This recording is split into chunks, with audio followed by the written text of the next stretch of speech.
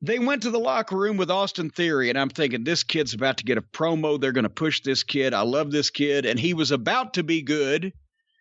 He got one line out, and here came Johnny Sameface in and did the promo for him.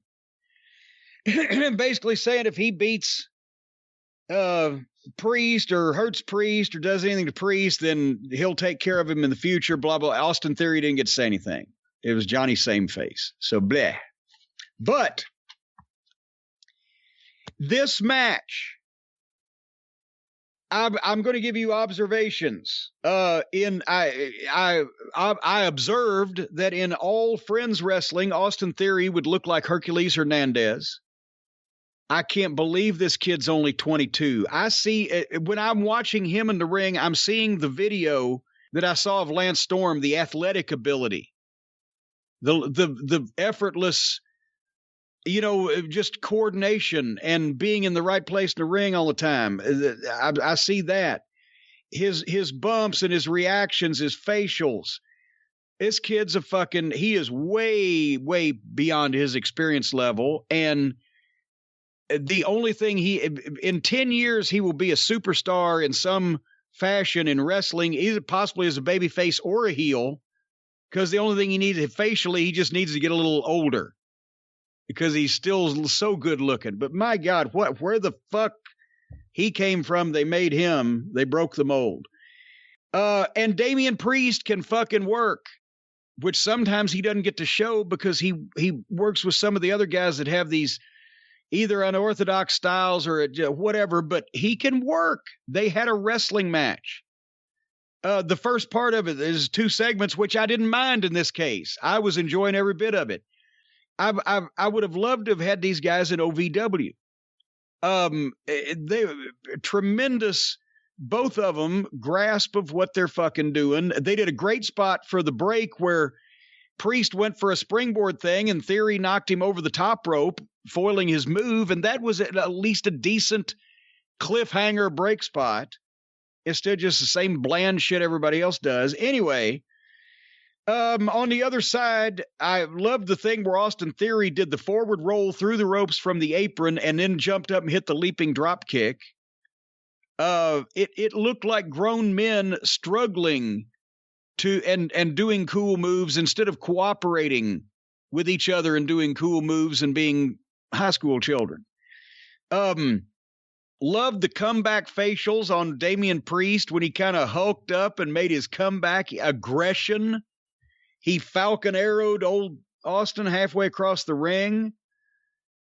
Then at one point, Austin Theory got a big power bomb move type of thing for a near fall. They went to the floor, and I was about to say it was a bit too long out on the floor for what they needed at that point. But Damian Priest, that he hit that spin, what they call it, a cyclone kick, a spinning kick. This is what Dino Douche on the other channel is trying to do, but he's too awkward to. This guy has the fucking cool kicks that don't look like a cow on ice. And then he hit the fucking razor's edge on Theory on the apron, which I never advocate. But in this case, it wasn't 2 stupid fucks doing a standing thing, Death Valley driver. He had him up, he was on the floor, and he dropped him safely as you can on that situation. And then get back in the ring, and Damian Priest hits his finish, 1, 2, 3. It was a great fucking match. Both these guys, Priest is going to be a big star. And he's already got the look. Theory's going to be a star because of his personality and his athleticism and his work, but he needs to find whatever look that's going to be when he becomes a star, because this ain't it yet. He's forming, but he's a puppy with big paws. This was great. Best thing on the show by far. Yes, this was the highlight, and everything else was second place or farther back. But then, of course, as Damian Priest is celebrating, here comes Johnny Sameface in, super kick out of nowhere, knocks him out. But it was short. We didn't have to look at him too long. Anyway, anything else on that particular match? No, I thought it was great. And I was watching the way Austin Theory moved in the ring. And it is crazy when you think about his age, but he's a natural, and he's really good. Damian Priest is really good. Compared to a lot of the other people on the show, it stood out.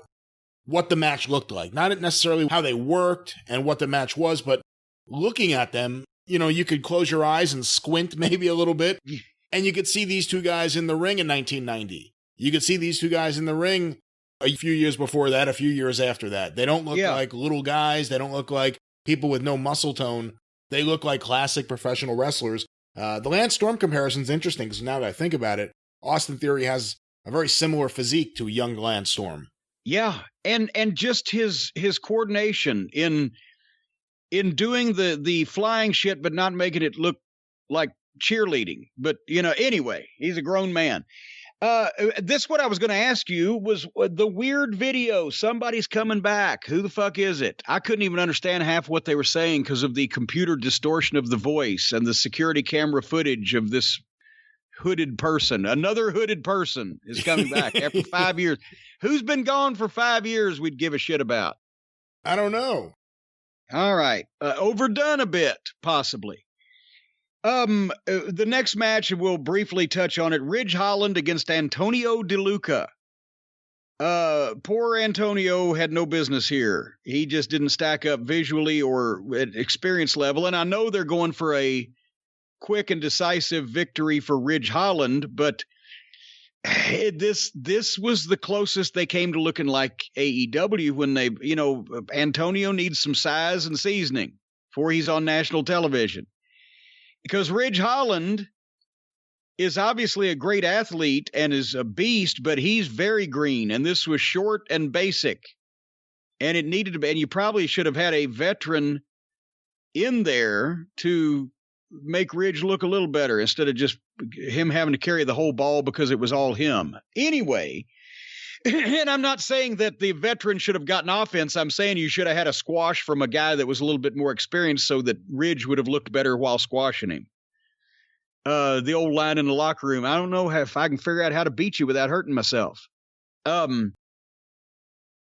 This is where I realize they're not hot-shotting here because it's important if they want to build this Ridge Holland. It's important for him to get wins. It's important for him to be dominant, get squashes. They'll do squash matches. They'll do wins. They'll do cold matches like this. They won't make them go 20 fucking minutes like the other guys, but they'll do these things to get talent over and for the long run of the business. And what's the next takeover going to be? And what's takeover is going to be in 6 months or whatever, instead of hot-shotting it. And, the other guys have to drop the cow every fucking week. If you don't know what I mean by drop the cow, go back to the 1975 Saturday Night Live box set. Oh my God, they've dropped the cow. The match and the sketch are over. But anyway, so Ridge beat him, and he should, but it was what it was. Pretty much what it was, wasn't it, Brian? Nothing I could add.